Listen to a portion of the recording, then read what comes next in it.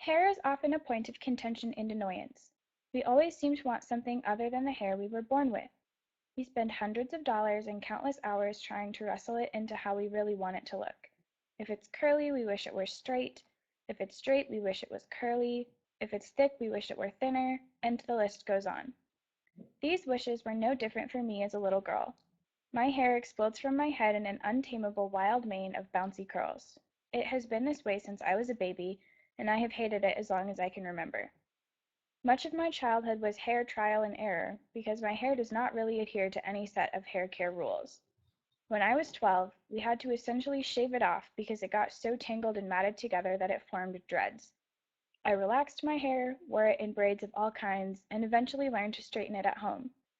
I straightened it all through high school with the help of my friends, even though they loved my curls on the few occasions when they saw them. When I graduated high school, it was so badly heat damaged that we had to cut it off again. It went from the bottom of my shoulder blades to just below my earlobes, but I continued to straighten it because risking more heat damage was better than wearing it curly. I was slowly warming up to the idea of wearing it curly, and I did venture out with it natural on rare occasions. At this point, I had accepted my curls, but I didn't love them. I had the opportunity to study abroad, and I learned that I wouldn't be able to take any of my tools with me to straighten my hair.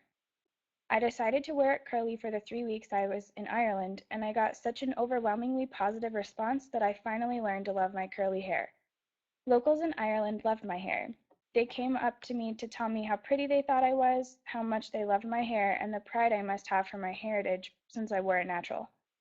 People took pictures of me, others took pictures with me, some bought me drinks, and one man proposed. Everyone wanted to touch it. Some asked, others didn't, and someone even pulled on it to see if it was real. I continued to wear it curly after I came home, and the compliments from strangers kept coming. After I finally embraced my hair the way it was and stopped spending so much time trying to turn it into something it was never meant to be, I felt free.